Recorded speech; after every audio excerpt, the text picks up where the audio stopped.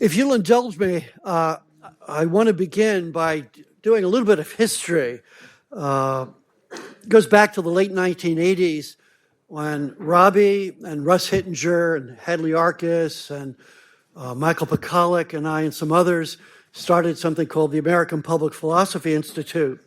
And reflecting on the goals, what we were aiming to do back then, we still thought that a dialogue, a genuine dialogue with contemporary liberals was possible. You know, we wanted a seat at the table, and we didn't really have one. So I think a great story from one of our early conferences in the early 90s, where Joseph Raz was giving a paper, and he swung into his talk and said, "There is a consensus today among political theorists." Then he stopped and said, "Well, not here, of course," because it was like half natural law people and half kind of contemporary liberals, and he got a big laugh, but it was true that he, who knew John Finnis very well and had worked with him for years, could talk about there being a consensus among political theorists that completely did not include natural law theorists because they didn't count. They had no seat at the table. And so what we wanted to do was to get a seat at the table, to give strong arguments, compelling arguments, rational arguments that would make them respect us and get a real dialogue going. And we thought that was possible. We thought that by the sheer force of good arguments, we could attain that. We were young and optimistic. It turned out not to be true. For the dominant intellectual figures of the day, people in academia at elite institutions.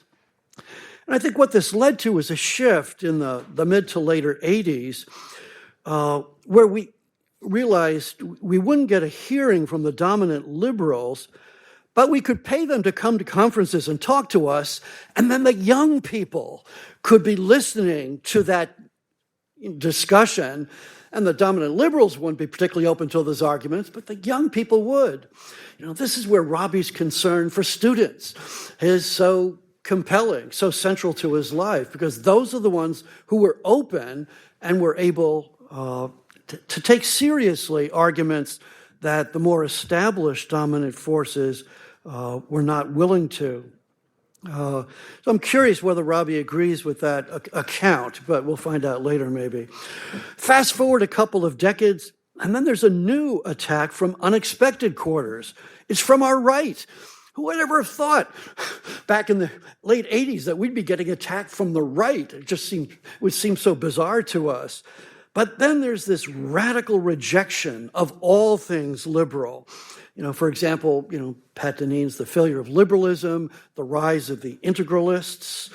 And this really has appealed to many young conservatives. They don't want a seat at the table. They want to kick the current table over and have their own table. And it's not entirely clear whether liberals are invited to that table. Was that going too far? Was that being insufficiently appreciative of the valuable elements of an older liberalism? That's the key question for our distinguished panelists today. And I'm going to read the bios now, and then we'll go from there. Brad Lewis will start off. He's an associate professor in the School of Philosophy at the Catholic University of America. While on sabbatical this academic year, he's in the USNA class of 1973 residential fellow in ethics at the Vice Admiral James B. Stockdale Center for Ethical Leadership at the U.S. Naval Academy. And if that doesn't set a record for a lengthy title, I don't know what would. But this year, more importantly for us, he's also writing a book on the common good and the modern state. And I really look forward to that, because I think Brad's, his writing on the common good for many years has been very, very fine. Next will be Sam Gregg, who after many years at the Acton Institute is Distinguished Fellow in Political Economy and Senior Research Faculty at the American Institute for Economic Research. almost as long, but not quite. He has a DPhil in moral philosophy and political economy from Oxford University and an MA in political philosophy from the University of Melbourne. He's the author of 16 books, including The Essential Natural Law and The Next American Economy, Nation, State, and Markets in an Uncertain World. And then our third speaker will be Chris Tollefson, who is professor of philosophy at the University of South Carolina. He's the author of Lying and Christian Ethics and co-author of The Way of Medicine, Ethics, and the Healing Profession with Dr. Farr Curlin, and Embryo, A Defense of Human Life with Robert P. George. In 2019 and 20, he served as commissioner on the State Department's Commission on Inalienable Rights. And so with that, I'm going to turn it over to Brad. Thanks very much, Chris. And I'm grateful for the invitation to be here today to be part of this celebration of this tremendous book, which I remember reading when it first came out back in 1993, and owe a lot to it, like everyone else here does. Is there a baby in the bathwater, was the question set for us, a question taken from Robbie and Ryan's 2019 National Affairs essay. The essay defends a perfectionist liberalism grounded in the more detailed arguments of Robbie's landmark book, Making Men Moral, which we're here to celebrate. So I'll begin by simply expressing my deep sympathy with both the arguments of that book and with the proposition that there is indeed a baby in the bathwater. Although whether and how we might separate baby from bathwater is, I want to suggest here, a somewhat more vexing problem than either the book or the essay might lead one to think, at least what it led me to think originally. And this partly due to some of the peculiarities of the present controversy between liberalism and its critics, which I confess has often left me frustratingly unclear about just what we're arguing over. And I'll try to explain that. The nerve of Robbie and Ryan's argument in The Baby in the Bathwater is the distinction between liberal political philosophy on the one hand and liberal political institutions and practices on the other. They hold, rightly in my view, that the former liberalism is inadequate to the latter, that liberal institutions and practices are more intelligible and defensible in light of an account of the human good provided by pre- or non-liberal philosophical principles, specifically the sort of perfectionism associated with the Aristotelian Thomistic tradition. Again, I am deeply sympathetic to this view. However, having invested perhaps more time than one should in reading and thinking about recent post- and anti-liberal political thought, I've come to think that the liberal theory, liberal practice distinction leaves matters a bit less settled and more complicated than I thought when I first read the article.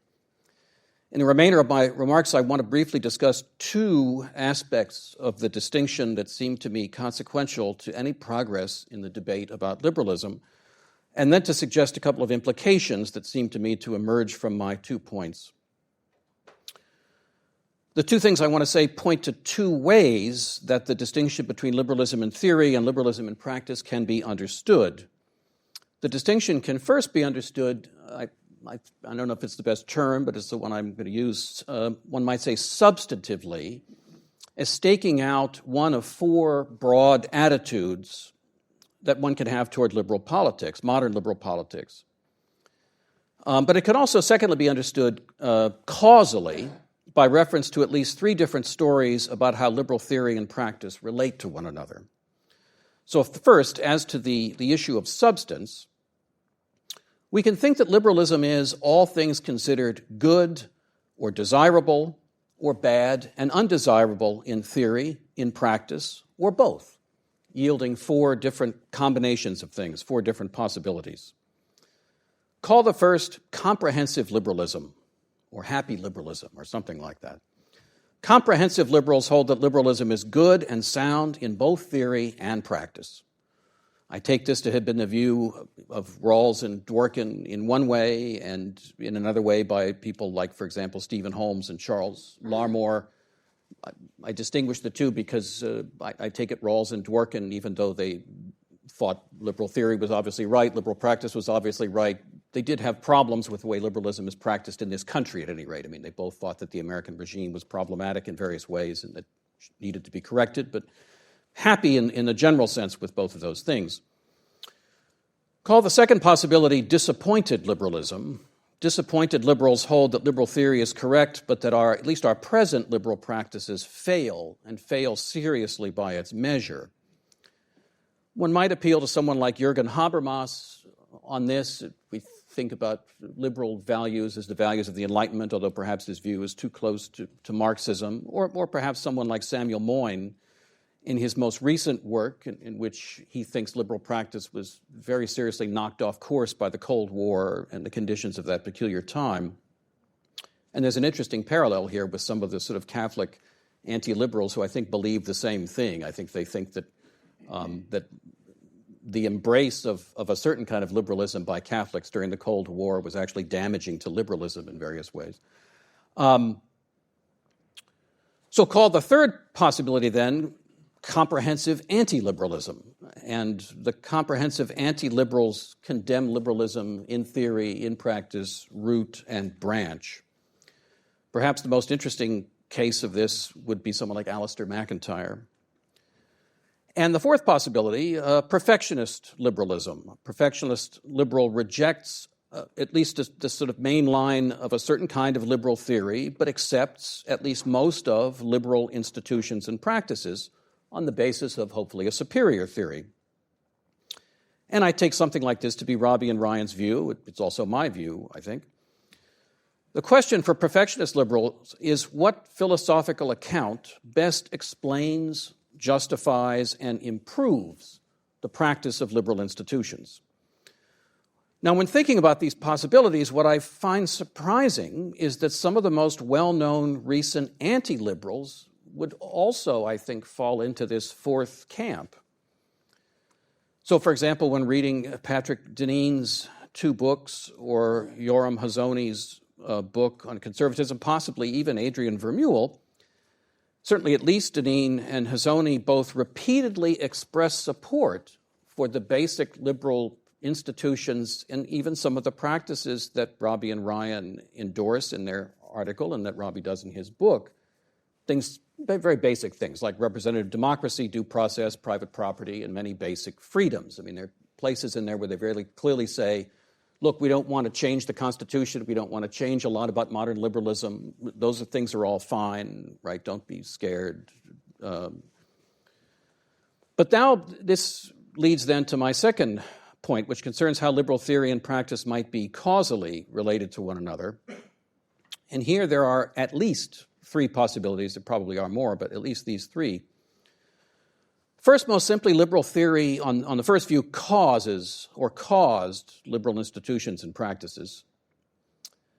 So first there was liberal theory, and then it remade politics and created a series of institutions and practices. I suppose this view is one that's often attributed to Straussian political theorists. I think often true to many, maybe not all. It's a complicated world, but second, one can take a more deflationary view of liberalism and see it mainly as a reaction to independently occurring political events, most importantly the wars of religion, but more generally the rise of pluralism within developed Western societies. And this kind of view of liberalism as a reaction to a certain set of social and political realities is the view that's stressed, for example, by Francis Fukuyama in his recent book, Liberalism and Its Discontents. I mean, he has different views, ways of characterizing liberalism there, but the one that he backs into most of the time is to say that it's a way of governing pluralism. It's a way of dealing with this antecedent problem. And third, one can see the most important liberal institutions and practices as predating liberal theory in some sense, products ultimately of medieval Christendom, or at least of pre-liberal British politics. And I take Robbie and Ryan to hold something like this third view. But again, interestingly, so do Deneen and Hazony and even Adrian Vermeule in some ways. For Deneen and Hazony, the problems that we have today, the problems of liberalism, are really not first and foremost about institutions and practices, but about the people who run them, the ruling class, the elite, which is thoroughly theoretically liberal, To switch metaphors, hardware that emerged from an earlier and better age, classical, medieval, Anglo-American, is now running on an operating system, Cartesian, Lockean, and Rousseauan, that fundamentally changes the outputs. What I've suggested then is that we think about these three different ways of understanding the relationship of liberal theory and liberal practice. When we think about this, it isn't so clear exactly what the disagreement is about. And this is because institutions are not the only means for the transmission of liberal theory. Institutions are run by people. There is a baby in the bathwater, but the poor thing has suffered a kind of metempsychosis. Its formerly perfectionist soul having been replaced by a liberal individualist soul. And you can't wash souls out with water. Or can you? There are more radical anti-liberals who hold that the ultimate solution to our problems is a return to a medieval practice that Robbie and Ryan and I reject, the return of the political community to the status of brachium seculare of the church. Robbie and Ryan address this a bit at the end of their essay, largely by appealing to the documents of the Second Vatican Council. What needs unpacking here, really needs unpacking, hasn't been unpacked nearly enough, but needs unpacking, is the decades of very serious theological inquiry, especially in the field of ecclesiology, that informed the Council's pronouncements. The most important question in settling the issue of the relationship between church and state does not concern liberalism as theory or practice, I don't think, but it really concerns the question, what is the church? Leaving that large and important issue aside for now, there seem to me to be three implications that follow from what I've suggested, and I'll just treat them as questions. First, to what degree is it the case that liberal theory inevitably colonizes or absorbs liberal practice? Anti-liberals often talk about a logic of liberalism. It would seem that the only antidote to this is a kind of patient, respectful, and rational argument modeled by Robbie in Making Men Moral and his subsequent interventions. But history may well suggest far more opacity on the part of society to reason than we might hope for.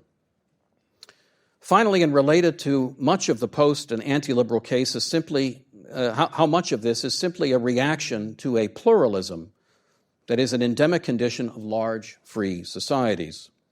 And who would be willing to accept the cost, socially and morally, of attempting to reverse that process?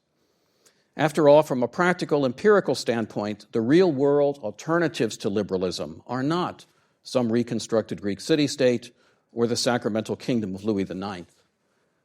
The real-world alternatives are very different, and we all know what they are. Thank you.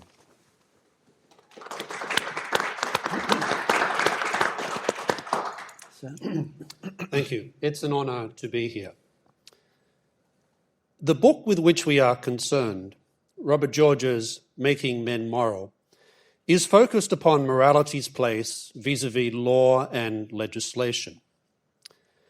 But at another level, the same book, like the 2019 essay which Robbie and Ryan Anderson penned for National Affairs, is of course about another subject. That subject being liberalism. More recently, liberalism, particularly the order we call liberal constitutionalism, has been subject to severe criticism from the identitarian left, but also post-liberals on the right. Post-liberals constitute a spectrum of positions. A few are integralists who dream of a church-state diarchy. Some are populists. Yet others are will-to-power conservatives who, like populists and the identitarian left, seem impatient with constitutional limitations that would restrain their ability to pursue particular policies. But whatever the label, one target of many post-liberals is the liberalism that shaped the American founding. John Locke figures in those critiques, but so does the Enlightenment and the project of liberal constitutionalism to which the Enlightenment's better lights gave rise.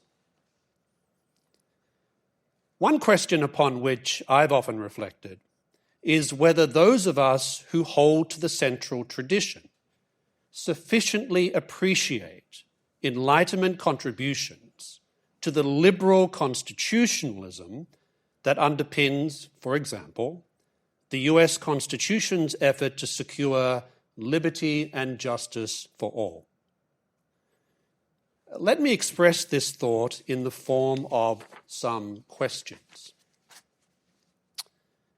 Without the Enlightenment, would the Jewish people have experienced emancipation in the West from the late 18th century onwards?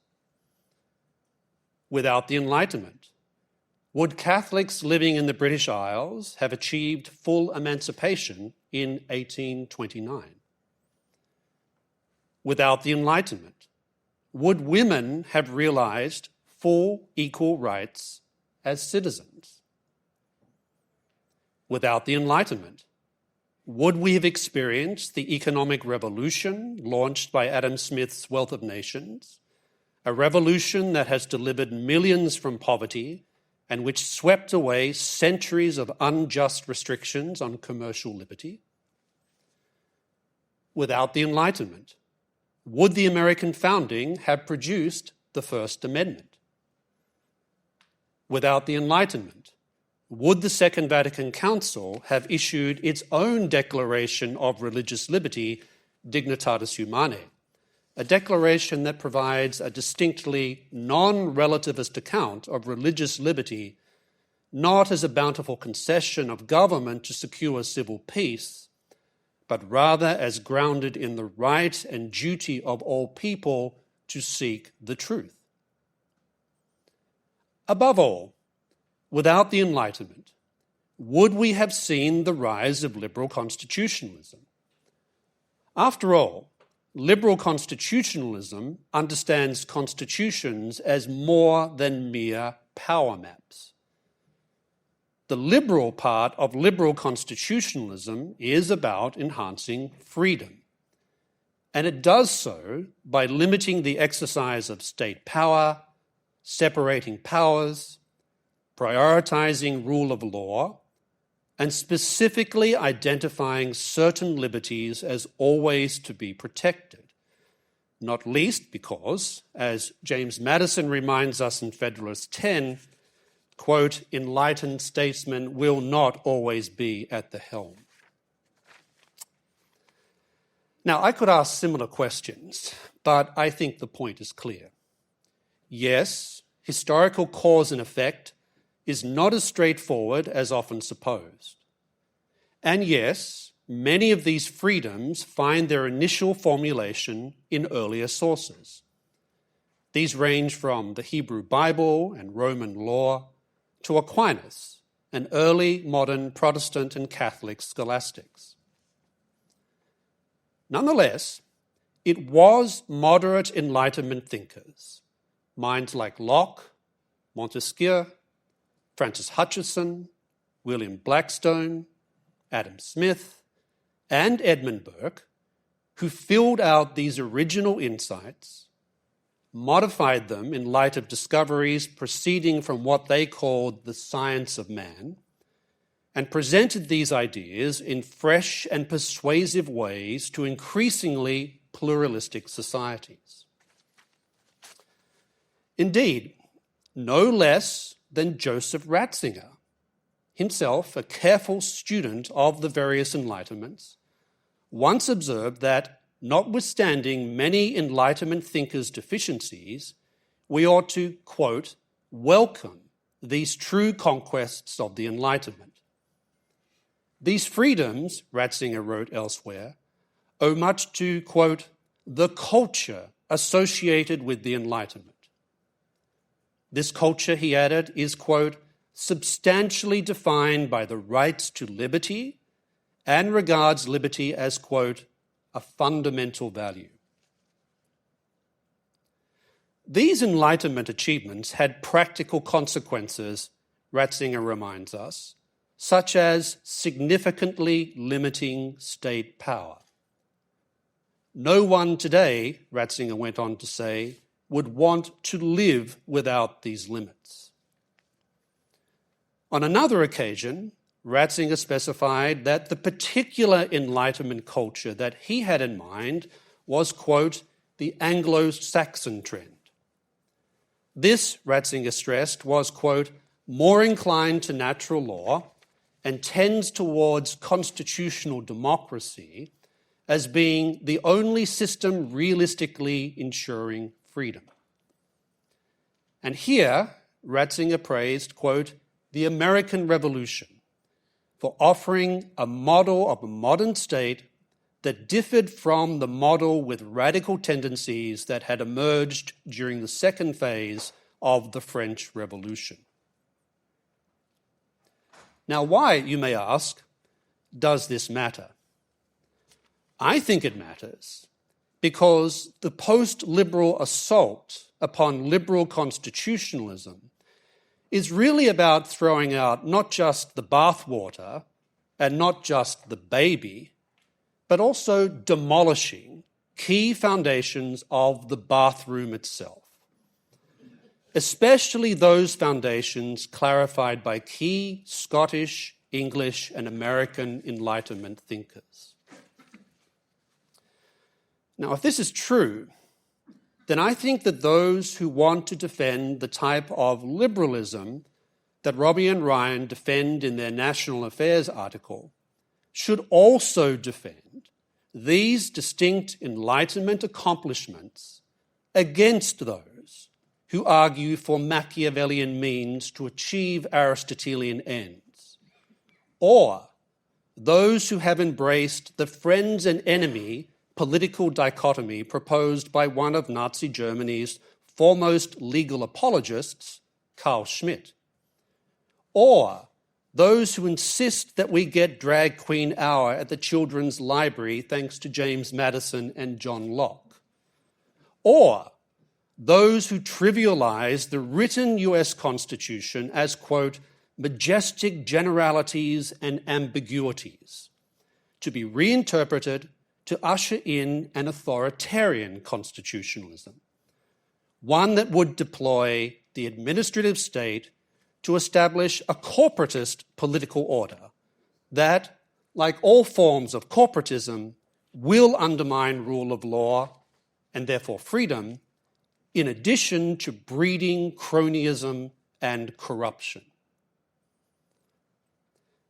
That is why I'd suggest that part of the business of defending liberal constitutionalism against all comers may involve treating liberty and speaking about liberty as something more than an instrumental good. Of course, liberty is always for something, and true freedom is not about liberation from the truth about reality. And yet free choice is something unique to humans. It is indispensable for acquiring virtue, and it is thus worthy of high levels of constitutional protection. It's in this last sense, I'd argue, that liberty is indeed, as Lord Acton wrote, quote, the delicate fruit of a mature civilization. And that, I'd suggest, is why, in the face of post-liberalism's assault on liberal constitutionalism, those of us who work in the central tradition should heed Alexis de Tocqueville's warning that those who he called true friends of liberty are rare, and that we should recognize that it is at times like ours that we discover who those true friends really are. Thank you.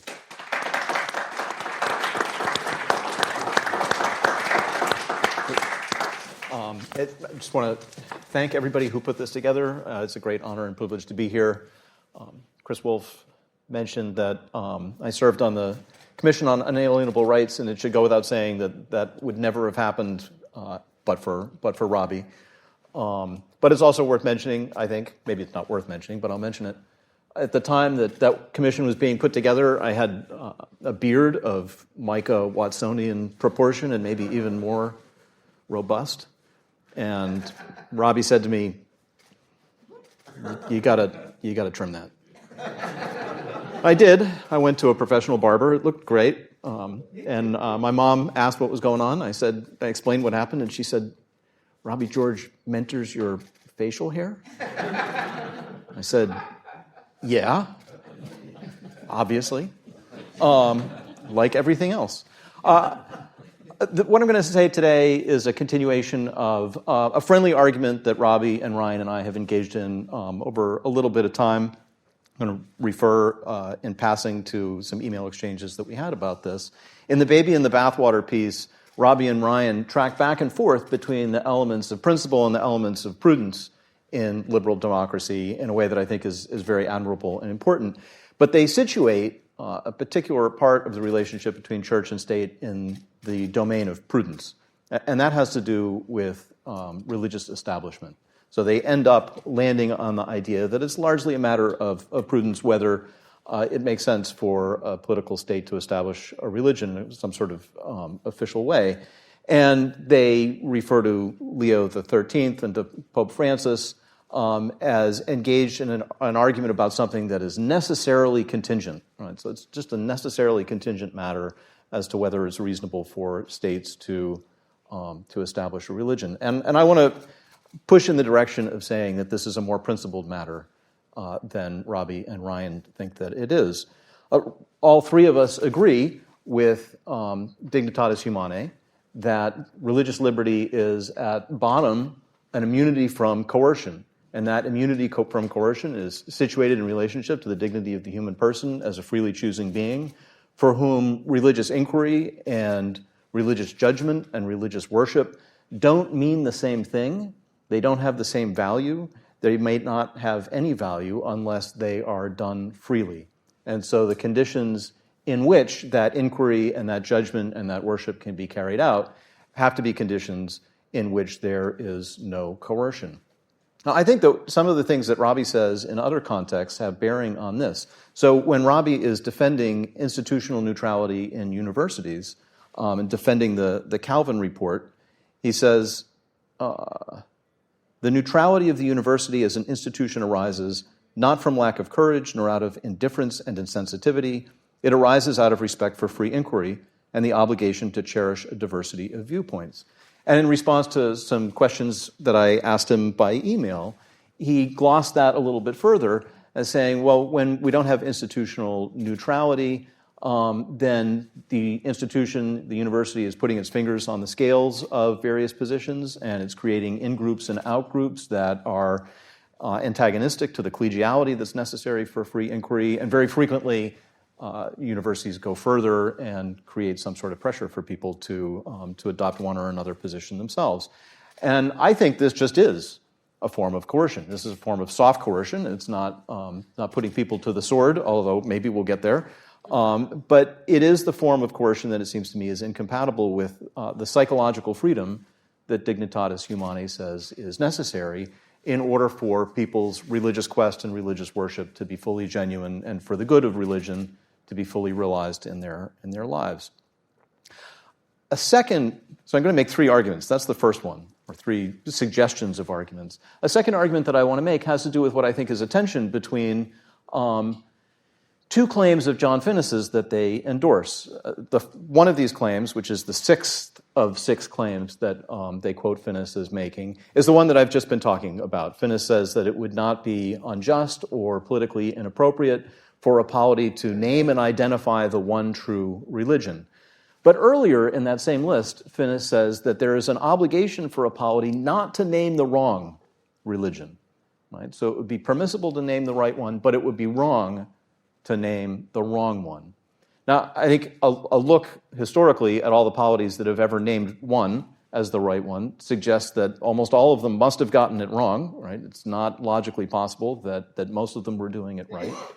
And the question is, how could you have the right sort of certainty, right, to be sure that you were naming the right one and not naming the wrong one, to have enough confidence that you weren't going wrong with respect to Finnis's second principle, that you not name the wrong one? And with individuals, right, at least on a story that I would be willing to tell and defend, I think there is an account that one could give I think the evidence supports a particular account of a particular religion being true, but it doesn't present a definitive account. Something more is needed, and that something more is belief by faith, aided by grace. And I think individuals are capacitated to believe in precisely that way.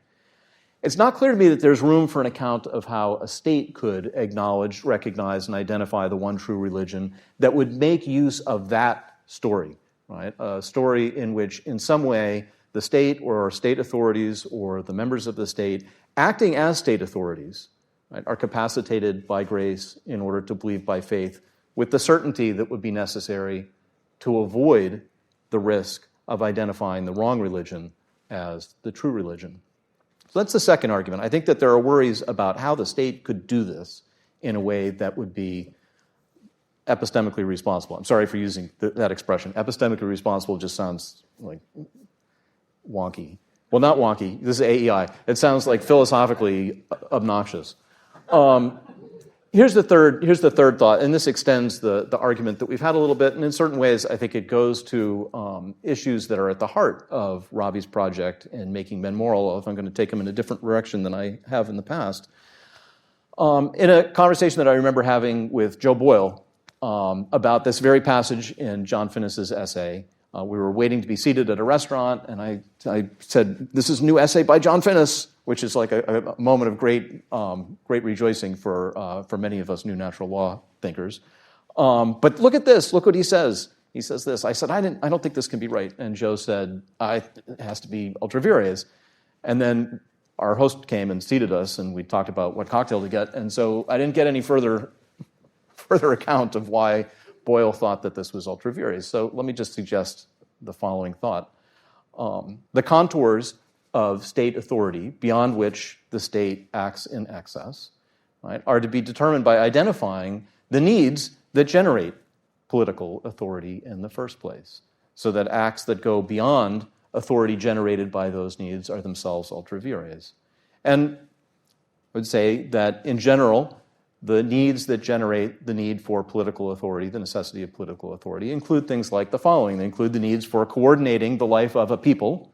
Right? They include the needs for providing justice within the life of that people against miscreants, right, who need to be treated justly and fairly. They include the need to provide protection against external marauders. And they include certain welfare rights, welfare needs that won't be met fairly for all unless there is a political authority coordinating the meeting of those needs. Now, there's also a need that the one true religion be identified and named. Right? If there is a one true religion, it seems like it would be irresponsible for the creator of all things and the object of worship of that one true religion to not say anything about it to us.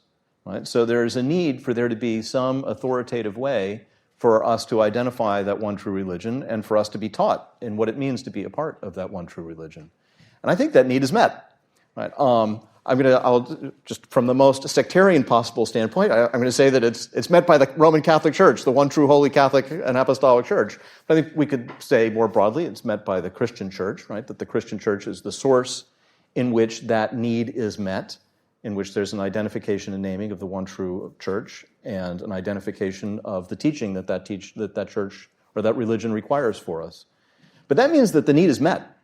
Right? The need is not a need that is out there for political authority to address. Political authority has its needs, right? Political society, a polity, a nation has needs that only political authority can meet. But this particular need is met elsewhere. And if it's met elsewhere, then it seems to me that it's not a political need. And if it's not a political need, then it seems to me that it is indeed ultra vires for the state to name and identify the one true religion. So I'm suggesting there's a position that Jerry Bradley sometimes describes as non-neutrality about religion. Right? I completely agree with Robbie that we need the foundation in political society of a rich array, a variegated array of substantive intrinsic human goods, but neutrality between religions, right? That if the state gets in the business of naming the one true religion, then it's going to be in some way coercive, in some way it's going to go beyond what it has the competence to do, and in some way it's going to go beyond what it has the need to do. Now, as Sam mentioned, and was also, or at least implied maybe in some things that you were saying, but it's stated, I think, more directly in a June 2023 essay in First Things. I think there are real similarities, real overlaps between this position that I'm describing and the position of Benedict or Ratzinger. And so I call this position the Benedict option. And if the name's not taken, I plan to trademark that. Thank you.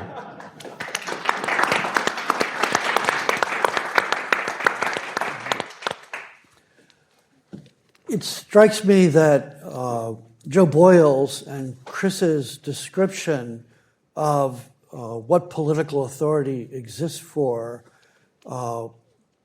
stands probably in tension with a more classical conception of the common good, which I think would go considerably beyond those three things. And I'm wondering, Brad, given your work on the common good, what you would say about that. I think you could say that, and then you have to explain why, what the character of the change might be. And I think you can give an account of that. I think it's not taken often enough into account. And that is, if you think about that, the central tradition, what Robbie calls the central tradition, going back to Aristotle and Aquinas, you've got certain political principles there, certain principles about what the law can accomplish, what can be accomplished by the political instrumentalities of society, that were developed in a certain context. And I think that context is really quite important. I mean, you think about Aristotle. Aristotle is describing the politics of the Greek polis. It's a very small kind of community. The largest Greek city that we know about was Athens. It had 300,000 people in it, only 30,000 of whom were citizens. But most cities were much smaller than that. These were, close to what anthropologists sometimes call face-to-face communities.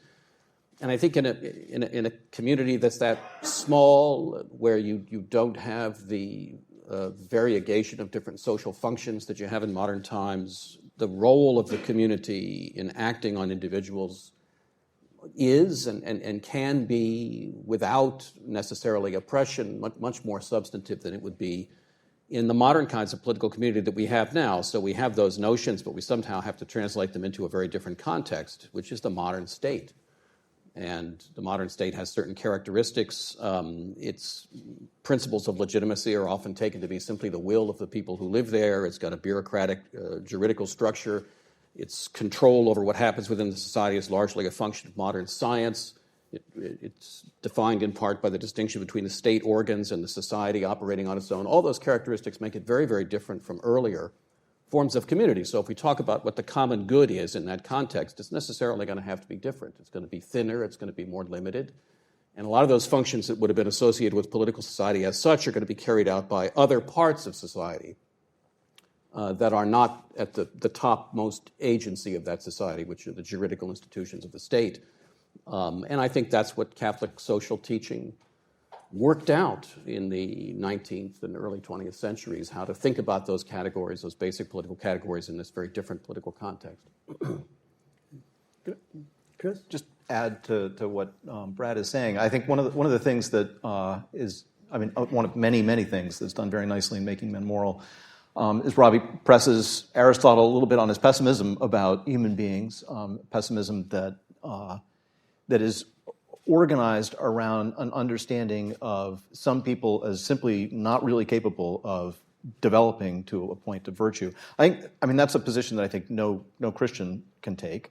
And I think if you think about what's available to ordinary human beings, what Alistair McIntyre would call plain persons, in a nation, right, apart from the state, a nation in which there are sound family units and various other organizations in which those families are working together, and in which you have a church that is functional and doing the thing that it is uniquely capacitated to do, which is to teach authoritatively, then I think it just seems clear to me that that group of people is a group of people in whom people could be raised to virtue without the state, right, requiring of them that they do the various things, that they do things for the purpose of attaining virtue. There will be unvirtuous people, and they need to be restrained.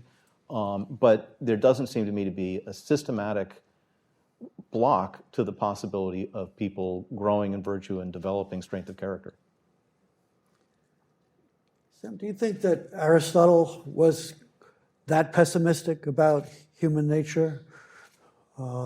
Is Robbie and his critique of the central tradition and Chris and what he just said, correct to think that Aristotle just thought there were just a whole lot of human beings who had no real possibility of developing virtue?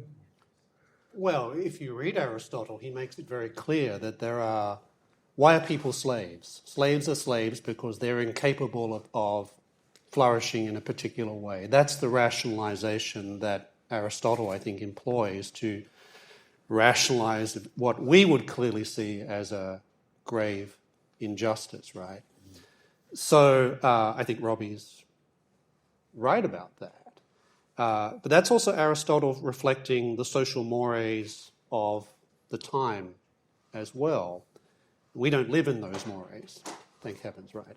So to that extent, I think that Aristotle's certainly pessimistic, but it's a pessimism generated by the conditions in which he's living in. And today, I think we're more optimistic today about people's capacity to flourish in this particular way, precisely because we have liberated ourselves over time from many of these, what we can now see are inherently unjust structures. I don't want to sound like a liberation theologian. I don't believe in any of that stuff. But when we have over time liberated ourselves from many of these things, and the Enlightenment played a major role in those things happening. Chris and I were talking yesterday about, in the medieval church there were these things, and I'm still not convinced we would have got there to some of these freedoms that have enabled wider flourishing without a lot of things that happened in the late 17th and 18th century.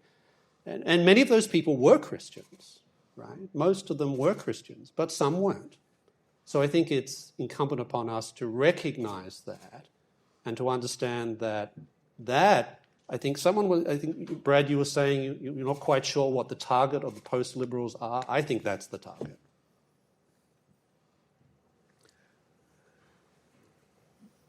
Do Sam and Brad agree that with the principal distinction that Chris makes between what the state can do with respect to religion, that in a way that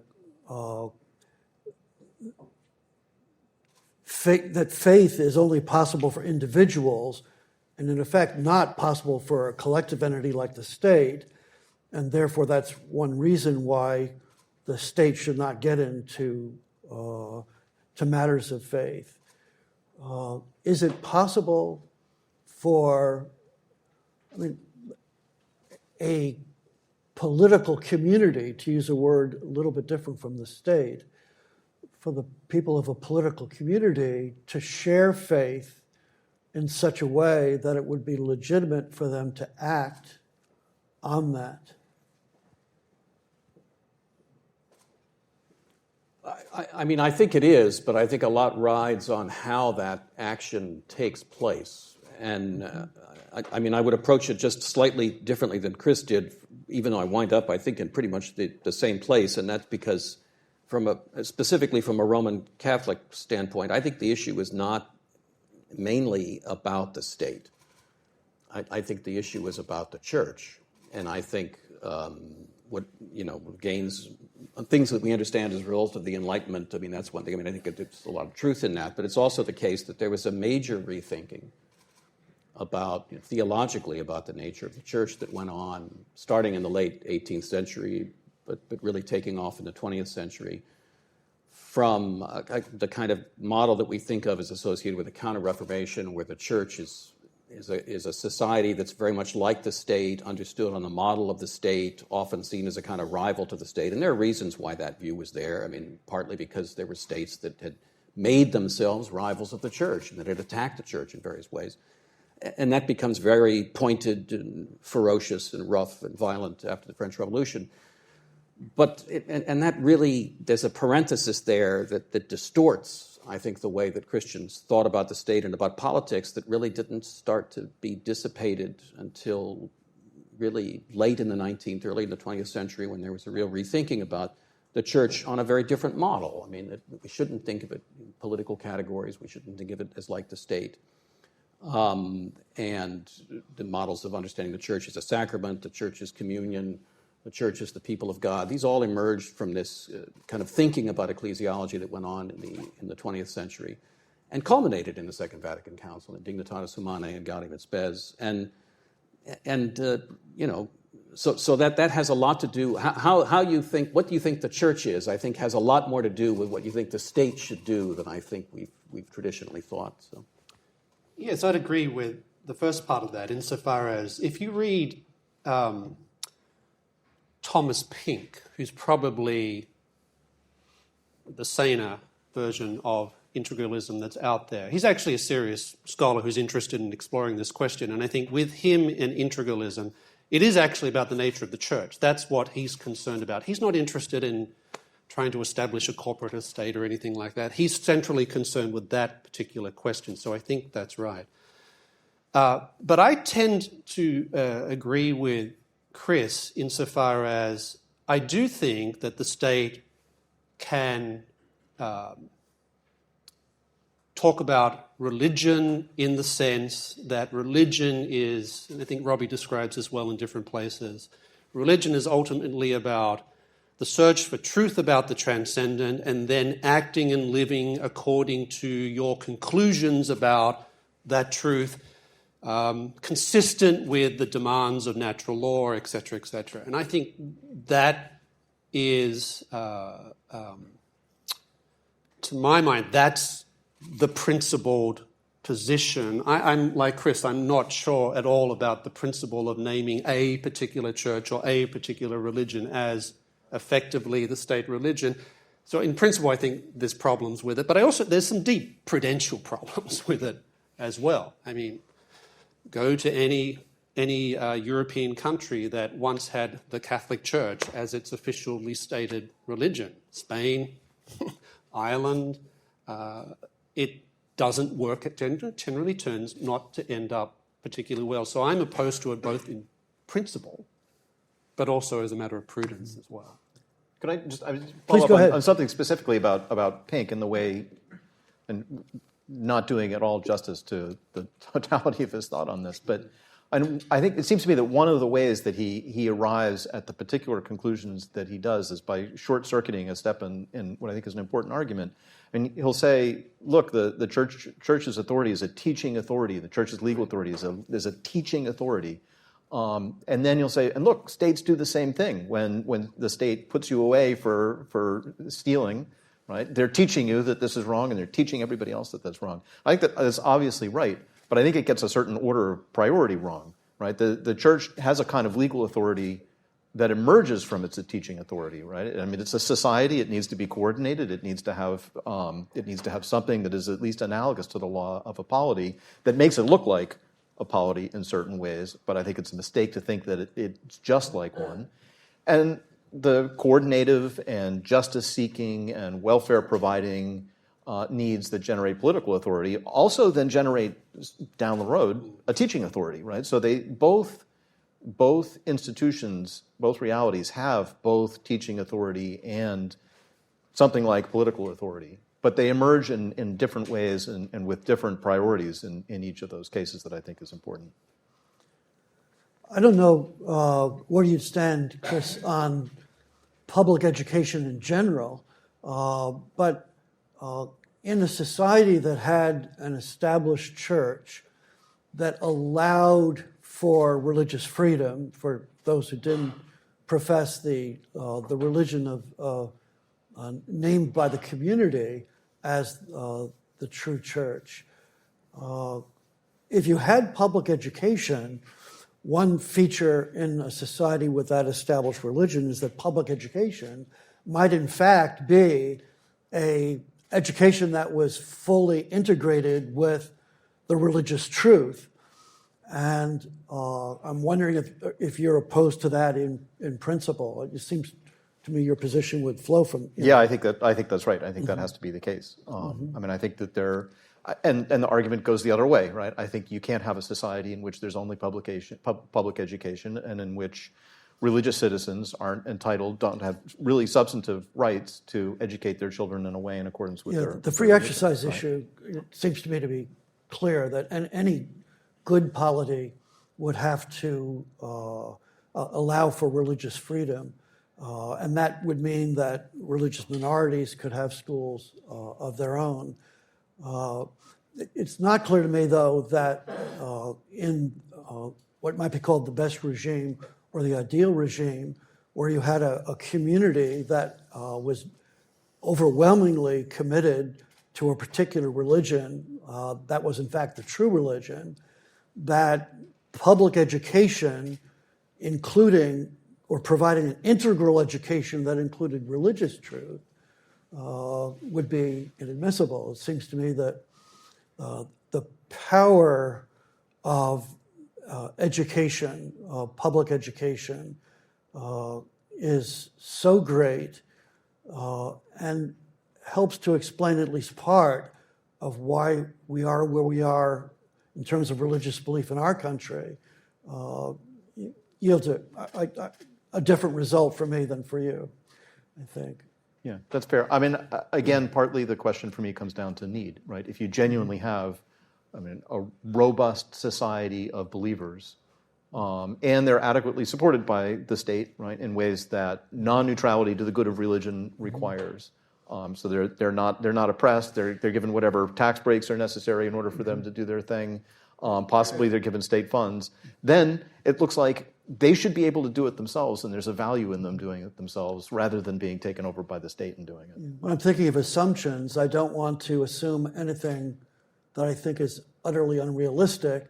And so I think in terms of even a nation where a large majority of the people subscribe to true religious belief, there'd always be something like a bell-shaped curve, where you're going to have some people who are saints, some people who are really, even if they're nominally of that religion, are not in fact practicing it. And a large number of people somewhere in the middle, practicing it to some extent, but not as fully as you'd like to see them.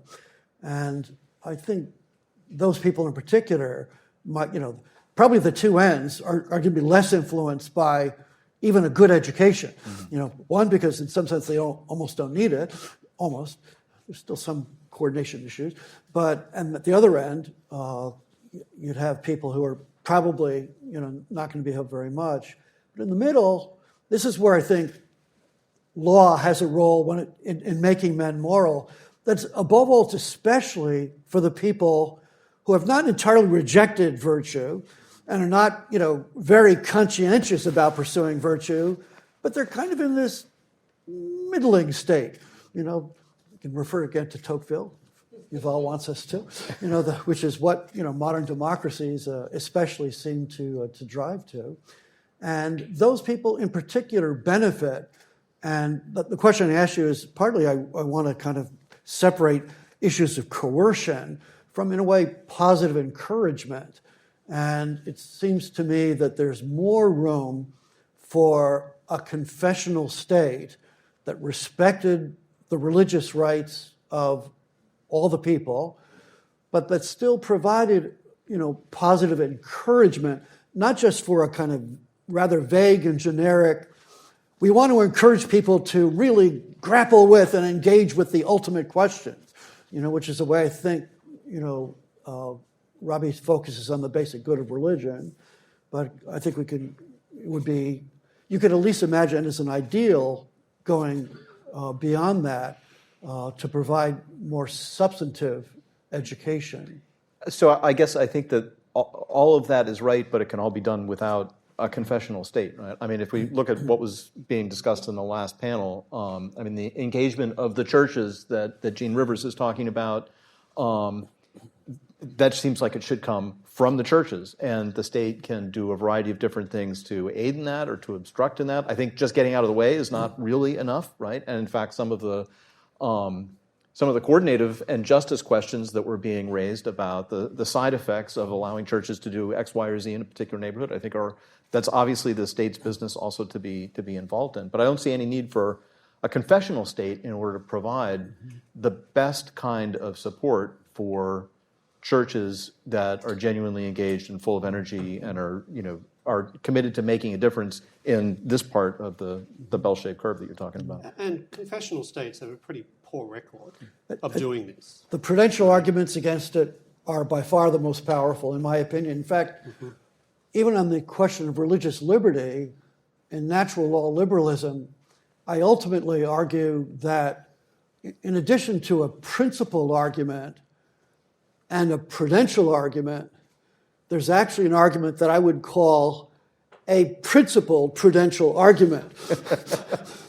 A prudential argument that is so overarching and consistent over time that it arises to the level of principle. And I think this is I think the really interesting intellectual case is not the right to believe what you want to believe. I think that's clear-cut. But the right to proselytize that belief when what you're doing is proselytizing false religious views that are harmful to others, that's a serious intellectual question that you have to grapple with a lot more. And I think that's primarily what the 19th century papal encyclicals were about. And I mean, originally I was kind of sympathetic to that more integralist, position there, but ultimately came to reject it precisely on the basis of this principled prudential argument that if you look at human history, look at various societies, it's so consistent that even if you do something that's good today, that causes so consistently so many problems in so many other places and in other times that it arises to the level of principle that we ought to protect not just the right to believe what you want to believe, but even the right to express it and try to persuade others. Yeah, I mean, let me just say that the reason that I think about this question and think that it's important is because I'm worried that Robbie and Ryan are going to start a confessional state. They're sensitive enough to all of these principled or these prudential or principled prudential considerations. But I don't think it doesn't make us look good that there are people who think that this is something that you should be aspiring to do. I think it is so implausible, even just from a prudential standpoint, that it casts doubt on, I think, our good faith and our good sense to have people with whom we are in allegiance in a variety of different ways, right, arguing for this sort of thing.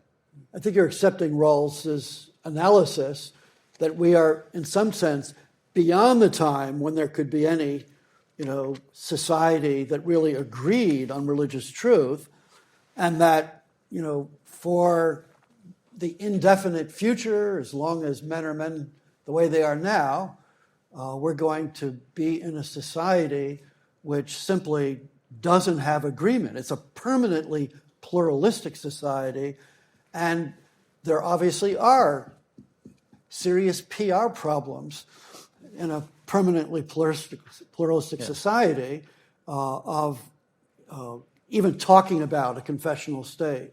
I mean, I don't spend a lot of my time talking about confessional state.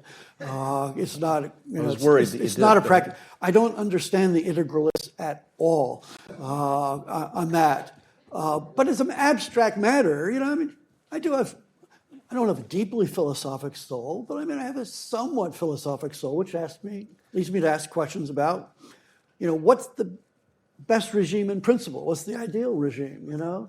And that I guess I do still come out at the confessional state which I think of not as the state doing something as much as a sharing of the citizens' religious views and commitments and faith.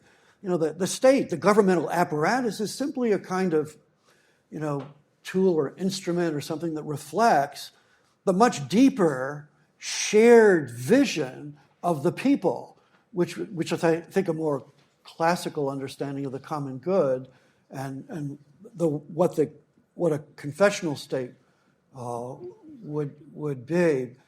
But obviously I don't think the conditions for it exist anywhere now. I think actually we're in this maybe a slightly sad situation of seeing Poland, which once maybe was a country that had the conditions of a confessional state, in 1989, when the country, partly because of its reaction against communism, having a kind of vital faith that made possible, in a way, made plausible a kind of confessional Polish state, Catholic state. And already, talk about prudential arguments, it's just a little over 30 years later, and it's not clear the conditions for that exist even in Poland anymore, because the commercial republic has worked its magic. And the result, this is, of course... So has widespread corruption in the church, and also has a lot of conformity, just basic conformity to norms that people didn't really assimilate and believe in, and now that's coming back to bite them. Absolutely. Yes, indeed. Questions from the audience?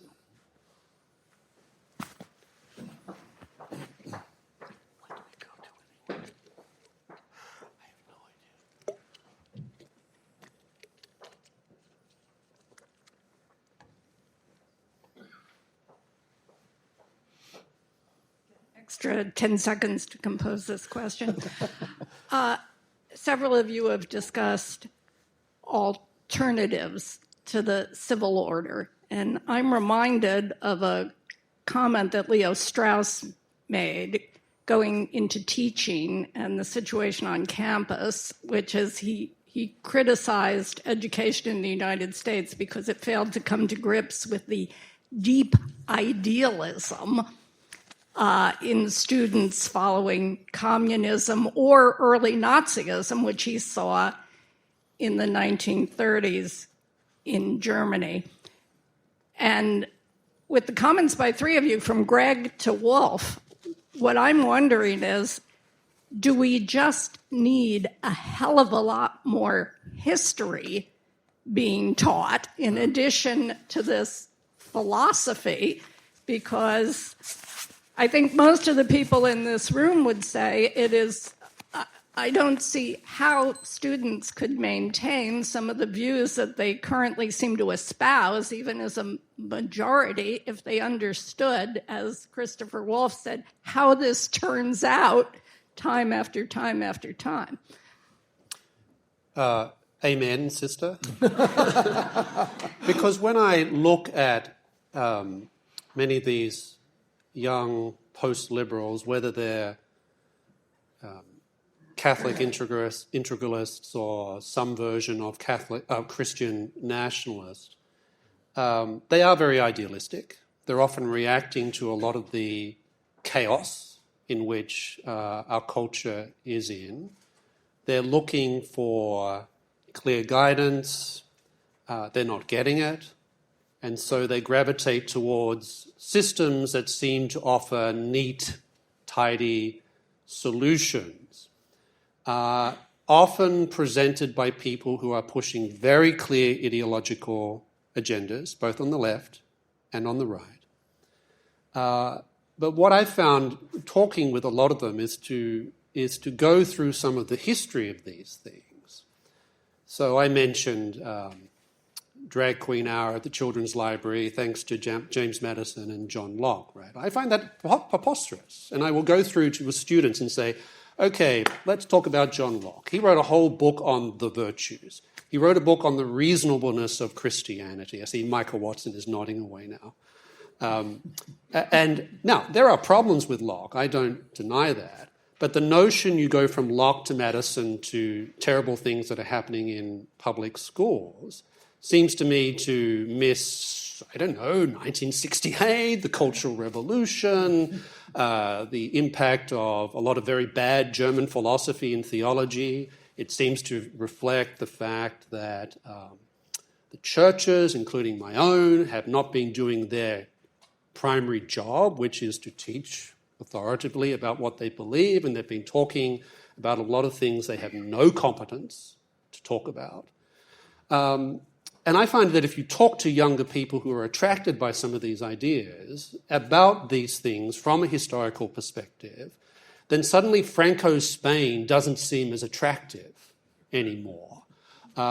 Suddenly they start to see, well, really, Vatican II, with Dignitatis Humanae, was wrestling with some very serious questions about religious liberty. And maybe it's a good thing that we had different Enlightenment thinkers talking about religious liberty in the context of a Europe that was riven by religious wars, in which religious persecution was conceived as a norm, etc., etc.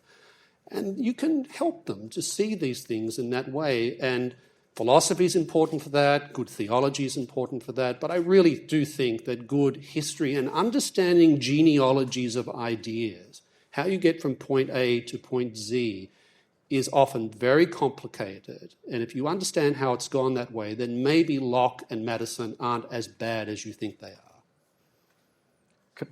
Chris, could I say something? Please.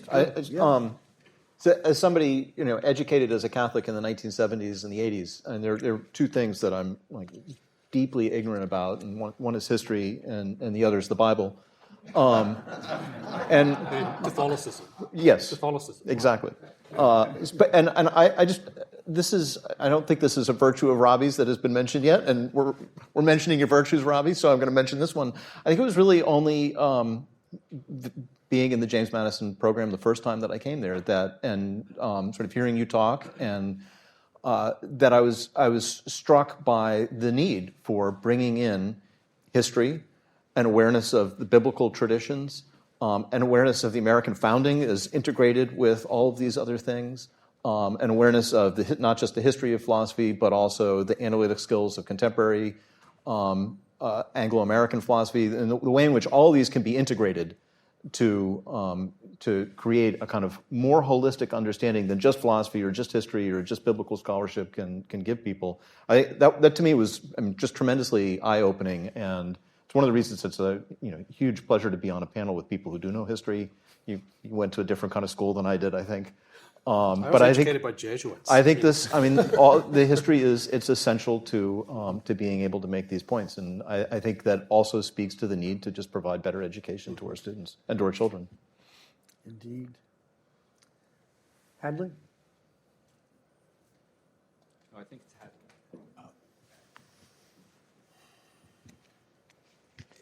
Thank you. Yeah, I share Chris's bafflement over the the confessional state. But it called to me a passage in one of my books that Robbie used to like. When I had a commission, he liked others. I had a commission to do a piece on the Holocaust Museum. I was moving through that. I came across a scene others people would encounter: the vast vat filled with shoes, as the Nazis thought to sell those things they could salvage or use again. And what came flashing back at that moment were those searing lines from Justice McLean in the Dred Scott decision in dissent, where he leaned in and said, "You may think that black man is chattel, but he's a creature made in the impress of his maker. He's amenable to the laws of God and man, and he has an endless existence. That is, he has a soul that will not decompose when his material existence comes to an end." And we used to say, the Nazis looked at the same scene. The Nazis thought the shoes were the durables, right? And I had many colleagues at Amherst, very liberal, with large liberal sympathies, but even they had to realize they could not give the same account of the deep wrong of the Holocaust or slavery that someone like McLean was in a position to give. Now, we realize that our religious tradition enters into our laws far more deeply than in our claim to be exempted on the basis of belief from laws that are imposed on others. Lincoln said, nothing made in the graven image was sent into this world to be imbruted, to be treated as a nothing. I mean, what else explains why that biped who conjugates verbs should be treated as, a bearer of rights? So you realize that founding was not merely made on low but solid ground. This understanding was contained at the beginning, built into this regime, founded on these moral premises. So it's there. Thank you. One of the things that Hadley said reminded me about another question I wanted to throw out, and which I think it strikes me as a key problem of liberalism over time, especially if you include the datum that elites, intellectual elites over time have trended so much against religious belief. It hasn't always been the case, but it's generally so, I think. And as I mentioned yesterday, the liberals don't believe in the free market in goods. But when it comes to ideas, they believe in an absolutist free market, or at least traditional liberals did. I'm dating myself. I was raised at a time when liberals actually did really believe in free speech. But I'm asking, is there a permanent problem of liberalism if you have elites that control the means of social communication? And I'm thinking especially to control popular culture. Now, of course, it's coming down from what's going on in universities and more serious intellectual life. But then you get Hollywood and journalism and magazines and bestsellers. And if those institutions, if those means of social communication are left free under standards of free speech, the idea that no idea should be restricted in its expression, does that create long-term, really serious problems for liberalism? Because just take an obvious example, marriage and the family are just central to society, the cell of society. And you look at virtually, almost all of popular culture for the last 50, 60, 70 years has systematically transformed our understanding of sexuality. Really, fundamentally, sexuality used to be something that was primarily important, done in marriage, that resulted in children, even though there were lots of outliers, a lot of other things going on as well. That's clearly some of the central thing. And since late 60s maybe, sexuality hardly includes the notion of children and marriage for most contemporary Americans, and it's just shot through. My wife and I were watching You've Got Mail the other night. We loved Little Shop Around the Corners. It was a wonderful show. Little Shop Around the Corner starts out with two people cohabiting with other people whom they don't even really like that much. And that's just the premise for the film. And so does liberalism have a problem? If we're going to have that free speech principle where ideas are sacrosanct and can't be limited, can't be suppressed, then, and if we have a free market in ideas controlled largely by what comes down from intellectual elites in ways that, for example, are utterly destructive of the family, where does that leave liberalism? Two things. One is, you mentioned elites. One of the interesting things is that the elites don't actually often live their ways in this highly relativistic. They're all married. They go to church or synagogue or wherever it is that they happen to go. So they don't live their lives often in accordance with how they philosophically imagine society should be like. And I think part of our challenge is to point this out to them, and that the type of soft relativism that they're peddling hurts non-elite people more proportionately. This is why you see with blue-collar people, they're not getting married. The religious drop-off in terms of attendance among blue-collar white families is extraordinary. These are the people who vote for Trump, by the way, right? So this is a very, I think, important thing. But part of the problem is, I mean, just think of even moderate liberals, Richard Reeves, who has just this book on boys and men, which is a book that has so much good stuff in it. But he basically says, you know, we got to give up on marriage. You know, we can't insist on marriage. That's just, you know, we're kind of beyond that stage. But isn't the argument then to say, no, we can't give up on these things because these are objectively good things? This is the point of engaging in the intellectual argument in the first place, right? Yeah. But secondly, I think another thing which is worth underscoring is that even if you don't believe in God, it's undeniable what Hadley just pointed out, that it's very difficult to arrive at these conclusions about human dignity unless you take things like the Hebrew scriptures, this central tradition, even if you don't believe it, it's very difficult to come up with reasons as to why you fundamentally oppose what happened to Jews in the Second World War, etc. I mean, I was spending a lot of time defending the Enlightenment. One thing that was interesting about the Enlightenment thinkers didn't have a lot to say about slavery. Christians were very consistent on the subject of slavery. Enlightenment thinkers, a lot of them, had very little to say about this, particularly the ones who had rejected this central understanding of what human beings are supposed to be. So I think even if people who don't believe this stuff, if you point out to them, look, this is just undeniable, then they're in the position of either just denying reality or at least accepting, okay, you have a point, that we can't really do without these things. Don't the answers typically come more in the first form than the second? That is, do they say, oh yes, you have a point when it comes to marriage, or isn't it generally a refusal to accept really fundamental realities about, you know, sexuality, marriage, family, gender, you know, all these things?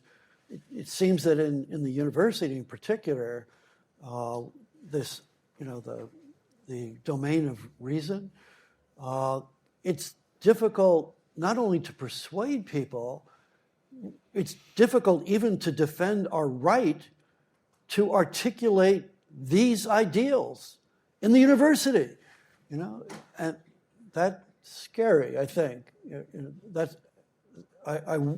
Now, of course, it may be that we're, you know, there's a kind of pendulum or something, and we're going to swing back, but, you know, when I see what young people are experiencing, I got my doubts. Robbie, you going to say something, or?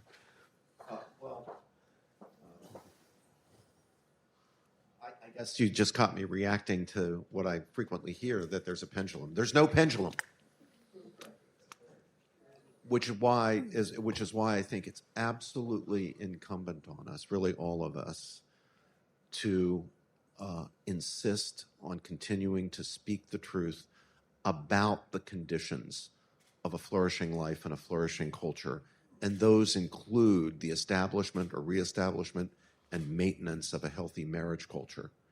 And to do that, because there's no pendulum, we just can't wait for that to come back, we're going to have to exemplify the courage to speak the truth out loud. We're going to have to insist on our right to do it against the very phenomenon that you've mentioned, Chris. That is, lots of people, especially in elite institutions, especially in educational institutions, not wanting to recognize our right to actually challenge them on fundamental questions like marriage. We're going to have to insist on our right, and we're going to have to exemplify the courage to say it. Now, I wish I could say that those who do model that courage will come out okay. There will be no casualties, but I can't say that. There already have been casualties. There will be more casualties.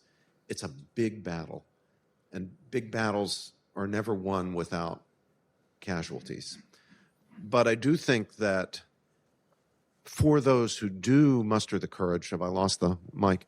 For those who do muster the courage to speak out, your investment will be multiplied your investment will be multiplied many, many times over, because people are inspired when they see acts of courageous witness, especially our young people, our young men and women, our students.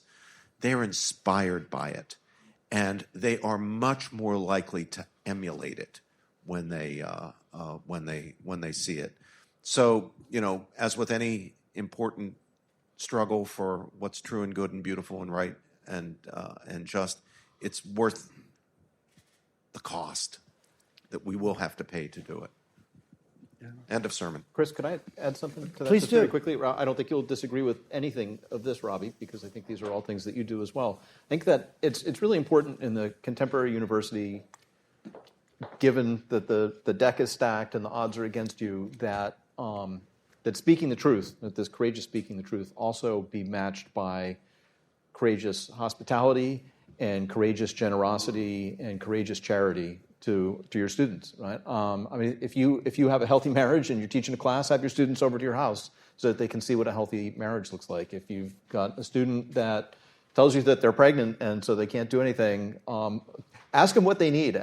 Tell them that you're there to help them. I mean, these are all things that you do, Robbie, and I think they make a big difference to students perceiving courageous truth-telling as truth-telling as opposed to bullying or anything, that they're going to feel like it's being condescended to. There needs to be like this whole package, and we need to work on that. I'm sorry. Siri also has something to say on this. Enhancing motivation for change, actually, is what she's telling me. But anyway, as I said, Robbie, I don't think you disagree with any of that. No, I don't, and you're absolutely right. I would just add to it that just as courage is contagious, that's really the good news, that courage is contagious. The bad news is that cowardice is contagious as well, and our children and our students, young people who are watching us, they will perceive, we can't hide it, they will perceive our cowardice when they see it, and that will demoralize them. It'll have the opposite effect of what modeling courage has. So, at the moral level, it seems to me we have no choice. It's our obligation, those of us in scholarship in particular, to be determined truth seekers and courageous truth speakers so that those who are watching will themselves become determined truth seekers and courageous truth speakers. Back in the back. You've had your hand up a long time. Thank you.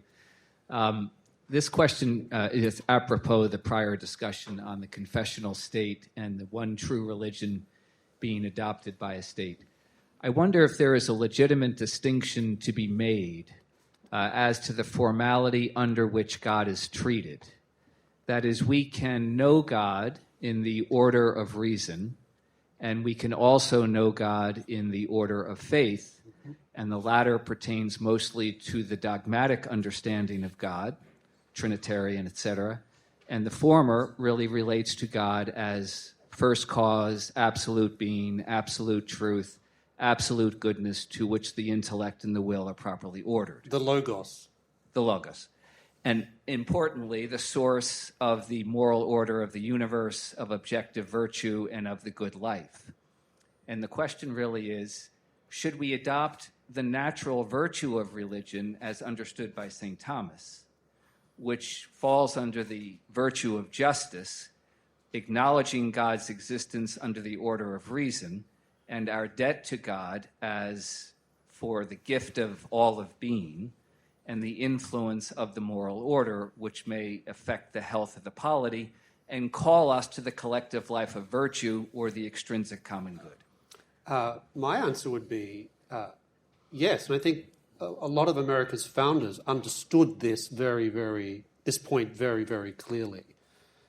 You can just look at the way that people like Washington talked about the Creator. He didn't talk about Jesus Christ very much, but he certainly made it clear that religion is a good thing, and he clearly saw it as more than just a utility, useful type of thing. He thought there was some sort of order that was built into the world.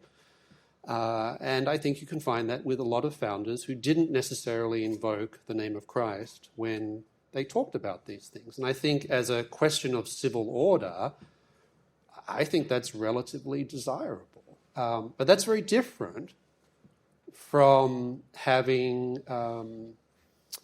a formal declaration that a particular religion is the religion of this society and will grant religious liberty to those who don't hold to this. It's a totally different thing, and I think the American founders worked out a pretty good medium about how to talk about that in what was an overwhelmingly Protestant country.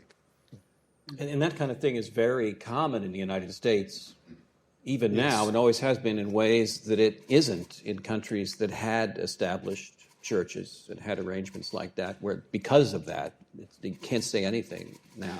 And the other thing is that you'll find that there are even some rather secular-minded people who will acknowledge this. I'm thinking, for example, the famous discussion that Ratzinger had with Jürgen Habermas. Dialectics of Enlightenment is the title of the and Habermas sort of acknowledges this and said, yes, this is a reasonable position. I don't believe any of this, but I think it's a relatively reasonable position. I think that